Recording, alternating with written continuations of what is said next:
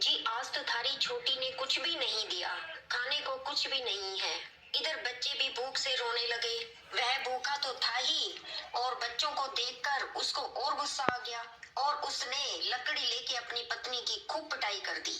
वो बेचारी रोते रोते गणेश जी को याद करके सो गई। कुछ ही देर बाद सपने में गणेश जी आए और बोले कि मुझे बहुत जोर से भूख लगी है, कुछ खाने को चाहिए। ये सुनकर वो बोली, इस खाने के पीछे तो मेरी ये हालत हुई है, घर में कुछ भी खाने को नहीं है, कल की बासी रोटी का आधा टुकड़ा रखा है, खा लो। गणेश जी बोले, मैं कई जगह तिल खाकर आया हूँ, अब मैं निपटना चाहता हूँ, कहाँ निपटूं? जेठानी ने बोल दिया, पूरा घर पड़ा है, कहीं भी निपट लो। गणेश जी अपना जहाँ जहाँ मन आया निपट लिए। फिर बोले, अब कैसे पहुँचूं? पानी तो है ही नहीं। जेठानी बेचारी परेशान तो थी, गुस्से में बोल पड़ी, मेरे सर से पूछ लो। और इतना सुनकर गणेश जी ने वैसा ही कर दिया और जाते जाते झोपड़ी को पैर मार गए। अब जब सुबह जेठानी की नींद खुली तो वह हैरान रह गई। झोपड़ी की जगह महल बन गया और घर में सोने चांदी हीरे जवाहरात हाथी घोड़े सब हो गए। उसका पूरा शरीर भी एकदम स्वस्थ और सुंदर हो गया। घर में इतनी धन दौलत हो गई,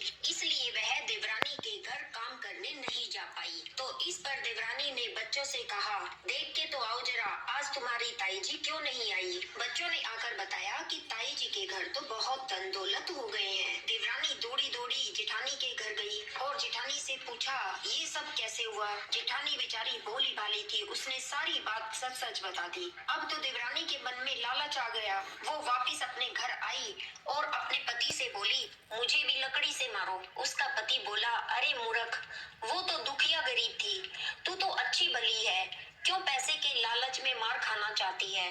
परंतु देवरानी तो जिद पर अड़ गई, वो नहीं मानी।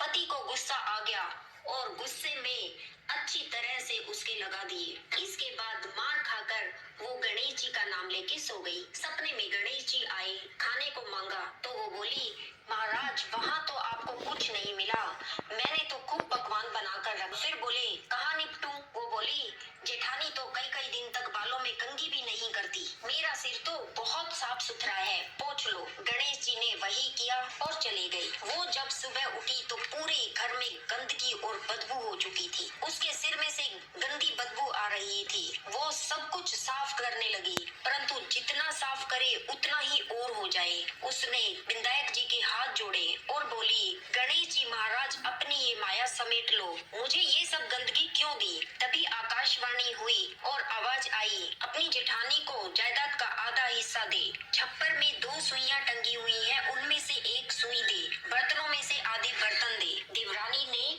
ऐसा ही किया। तब जाकर उसके घर से सारी गंदगी साफ हुई। देवरानी को उसके लालच का फल मिला। हे गणेश जी महाराज, जैसे जेठानी के संकट दूर किए, अन्न धन के भंडारे भरे, ऐसे ही कहते सुनते सबके घर में भंडारे भरना। बोलो विनायक जी हाँ महाराज। जी।